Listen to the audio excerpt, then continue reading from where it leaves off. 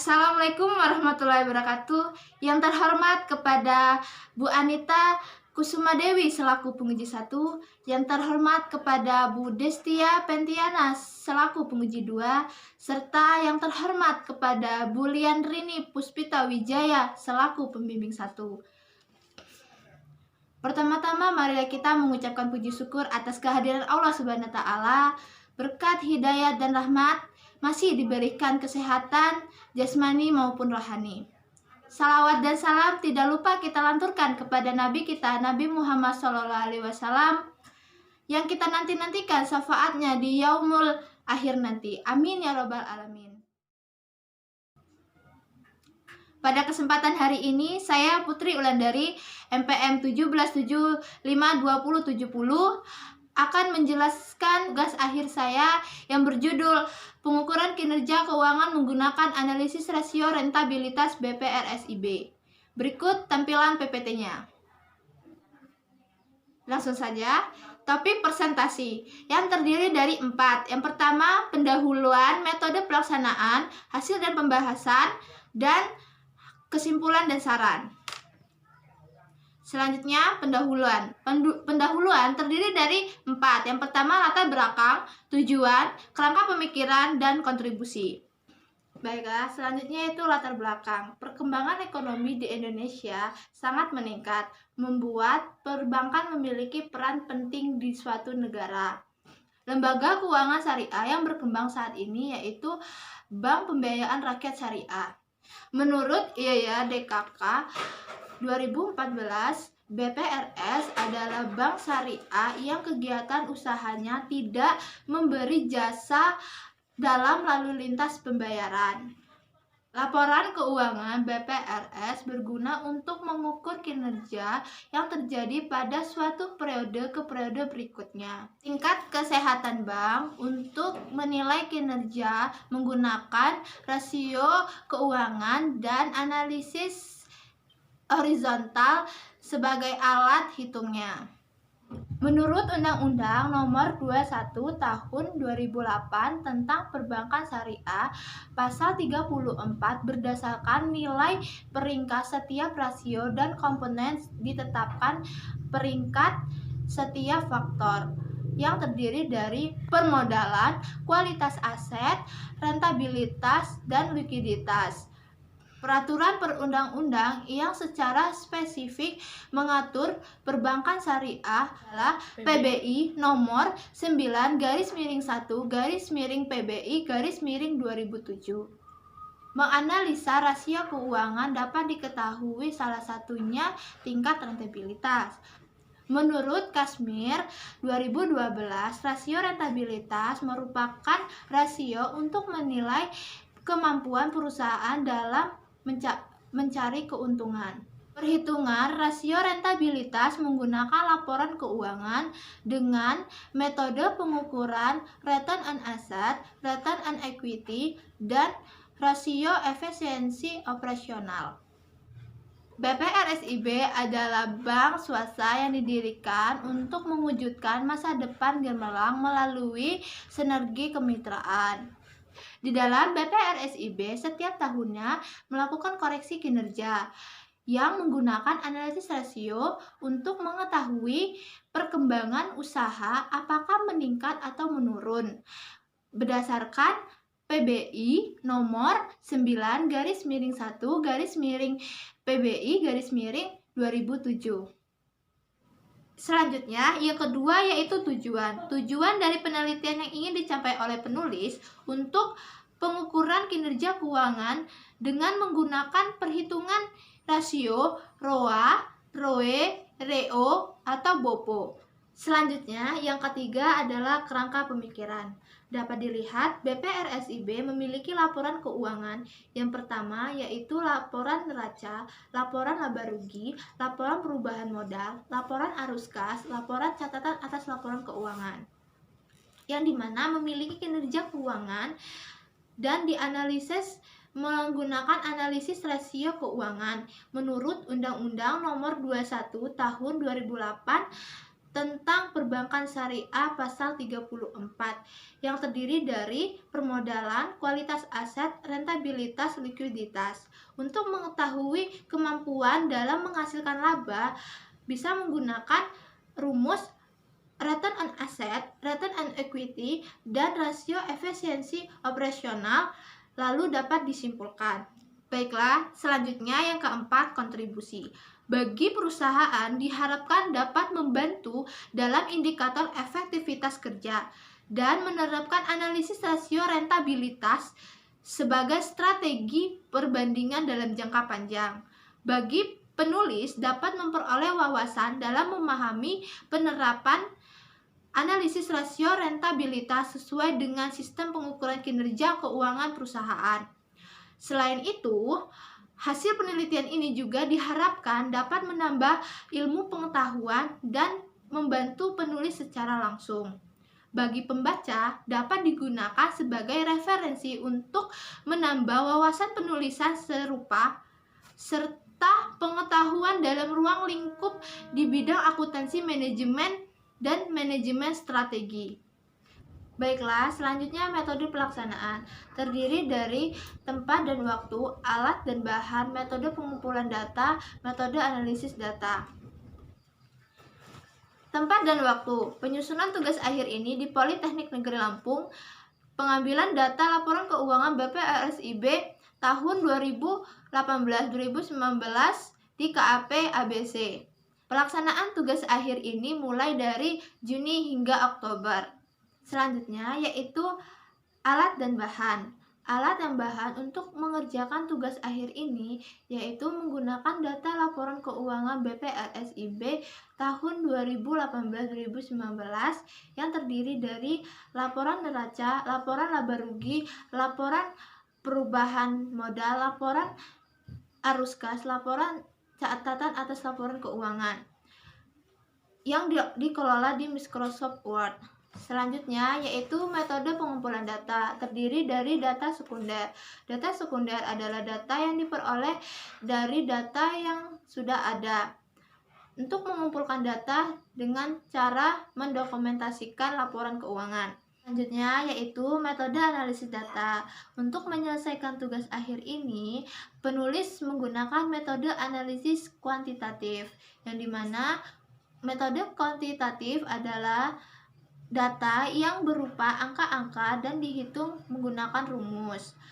Tidak hanya itu saja, menggunakan analisis rentabilitas yang berupa rumus ROA, ROE, REO, atau BOPO. Selanjutnya, dengan kriteria penerapan peningkatan faktor rentabilitas. Gambaran umum perusahaan BPRSIB didirikan di Lampung. Semula bernamakan PT BPRSIB SKS yang berubah nama dan anggaran dasar perseroan setelah diakuisisi oleh pemerintah Kota Lampung. Berikut adalah struktur organisasi BPRSIB yang terdiri dari Dewan Komisaris, Dewan Pengawasan Syariah, Dewan Direksi. Selanjutnya yaitu hasil dan pembahasan. Yang pertama, rasio rentabilitas. Rasio rentabilitas pengukuran kinerja dengan menghitung rasio kesehatan BPRSIB berdasarkan rumus return on asset, return on equity, dan rasio efisiensi operasional. Dan pembelajaran serta perkembangan tahun 2018-2019, pembahasan masing-masing rumus rasio rentabilitas sebagai berikut. Yang pertama yaitu ROA adalah indikasi kemampuan bank untuk dapat mengkonversi aset menjadi pendapatan. Berikut perhitungan ROA pada BPRSIB tahun 2018-2019.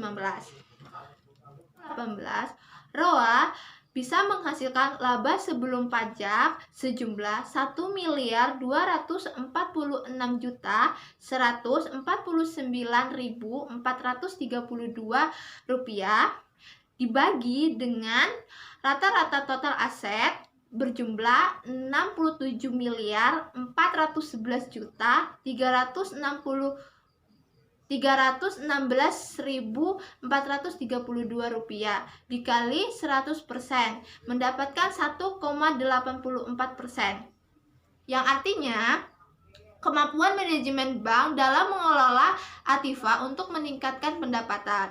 Di tahun 2019, ROA bisa menghasilkan laba sebelum pajak sejumlah 1.952.065.027 rupiah dibagi dengan 71.484.569.018 rupiah dikali 100% mendapatkan nilai 2,73%,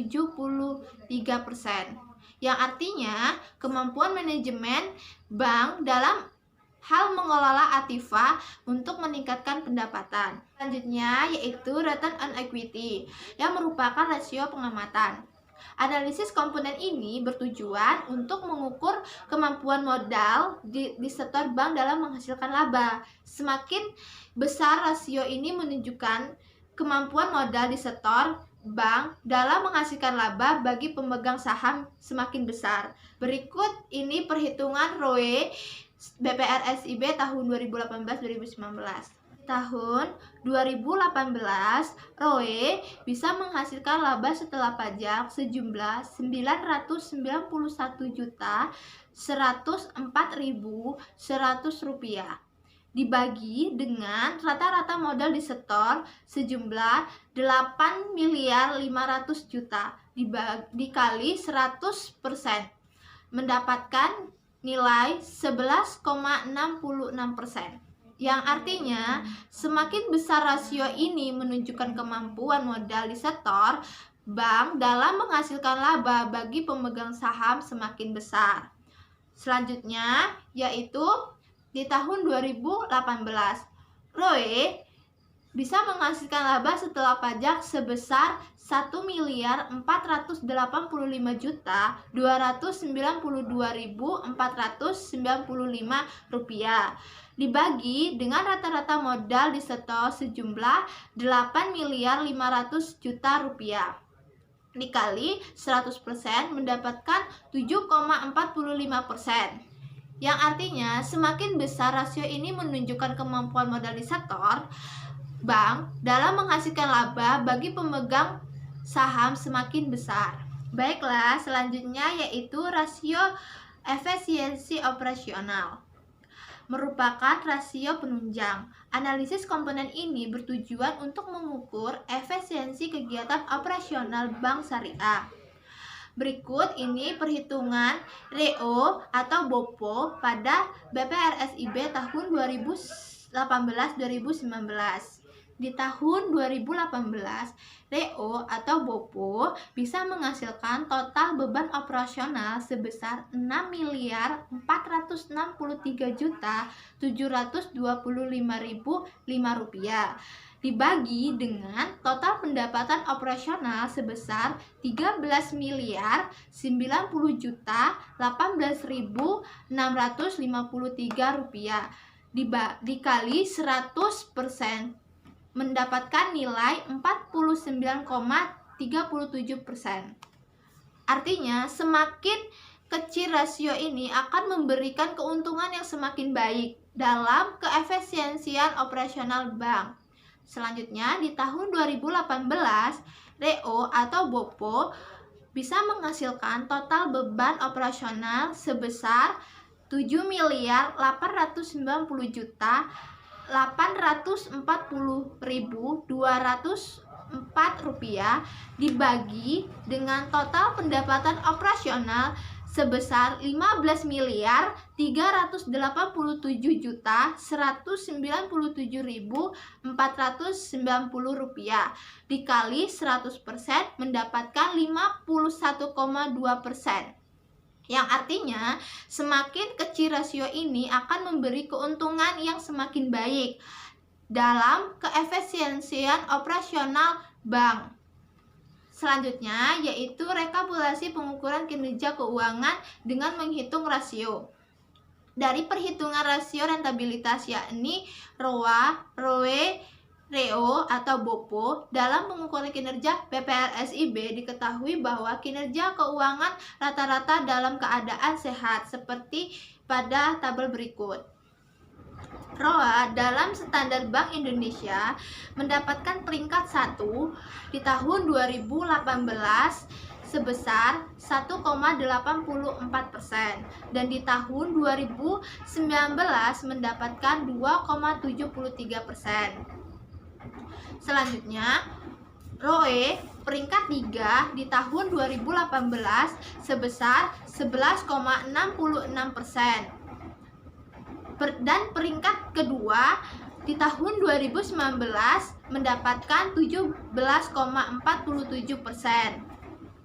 Selanjutnya, REO atau BOPO mendapatkan peringkat 1 sebesar 49,37% di tahun 2018 dan di tahun 2019 mendapatkan 51,28%. Selanjutnya yaitu kesimpulan dan saran. Kesimpulan, penulis dapat menarik kesimpulan bahwasannya ROA di tahun 2018 adalah 1,84% dengan peringkat 1 dan kategori penilaian sangat sehat. ROA BPRSIB tahun 2019 adalah 2,73% dengan peringkat 1 dan kategori penilaian sangat sehat.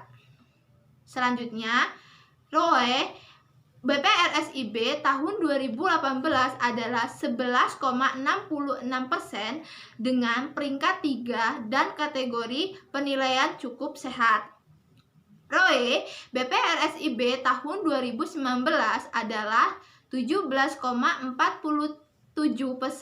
dengan peringkat 2 dan kategori penilaian sehat. Yang ketiga, rasio efisiensi operasional atau REO atau BOPO BPRSIB tahun 2018 adalah 49,37% dengan peringkat 1 dan kategori peringkat sangat sehat. REO atau BOPO BPRSIB tahun 2019 adalah 51,28% dengan peringkat 1 dan kategori sangat sehat. Saran, berdasarkan analisis yang telah dilakukan oleh penulis, maka penulis memberi saran sebagai berikut. Bank sebaiknya mulai memperhatikan ROA dengan cara meningkatkan jumlah pendapatan operasional. Selain itu juga bisa memperkecil biaya atau beban operasional dan pajak penghasilan badan, supaya memperoleh laba setelah pajak dengan jumlah yang besar. Jadi, semakin besar laba setelah pajak, semakin tinggi pula nilai rasio. Maka, dapat dikategorikan sangat sehat. Bank juga dapat memperhatikan REO atau BOPO dengan cara memperkecil beban operasional seperti beban personalia dan beban admin dan umum supaya memperoleh beban operasional dengan jumlah yang kecil. Jadi, semakin kecil jumlah tersebut, semakin kecil pula nilai rasio yang didapatkan. Maka, semakin sehat bank tersebut. Baiklah, itu saja yang dapat saya sampaikan. Wassalamualaikum warahmatullahi wabarakatuh.